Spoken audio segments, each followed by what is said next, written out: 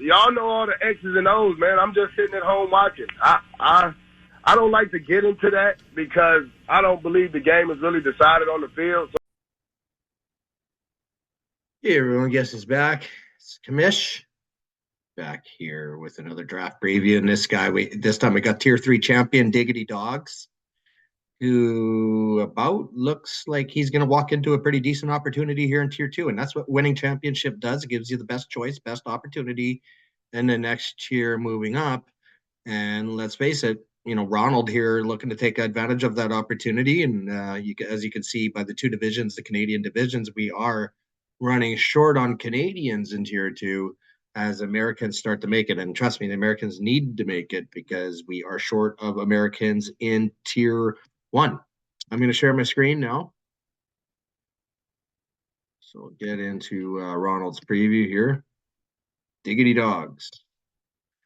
So here's where I think you got a great scenario. I mean, Bijan Robinson, I think already the offseason news, he came out publicly and said the plan is this year is for him to have a CMAC-like role. So we know CMAC was pretty much the fantasy player of the year last year. So if Bijan and the coach is already coming out that, or Bijan himself, I forget where it came from, but that has already come out publicly here as 10 teams entered mandatory minicamp today. So this is around the first couple of weeks of June. You definitely want to keep paying attention, and then after that, it's dead till training camp.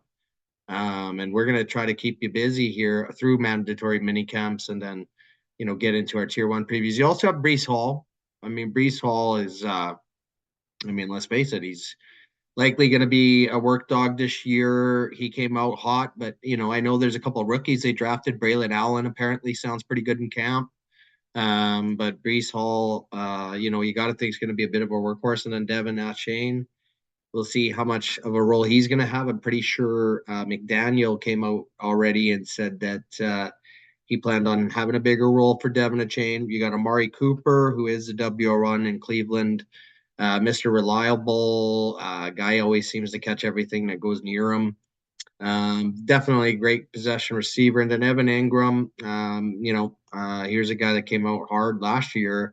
And from what all accounts I've heard so far in the offseason for Jacksonville and my research, sounds like he's having a pretty good offseason as well. So I think Evan Ingram's obviously going to get some opportunities. I know they drafted Brian Thomas, brought in Gabe Davis, but they lost Calvin Ridley. So you got to think Evan Ingram's still going to be a piece of that offense.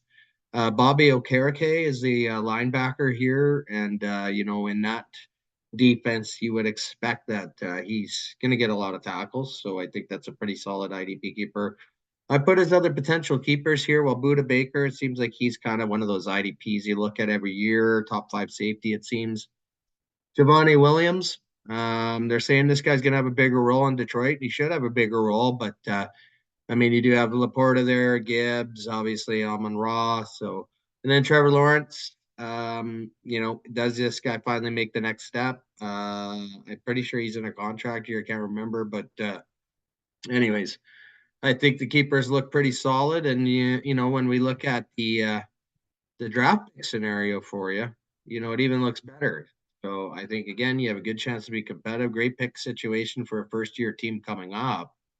You got 12 picks in the first 10 rounds. You picked 15th in the first round, though, so kind of late. But at the same time, you picked 15th as Snake, right? So you're going to end up picking, what would that be, 18th?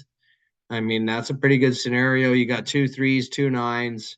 You got 9 picks in the next 10 rounds, no round 14, and then 8 picks in the final 9.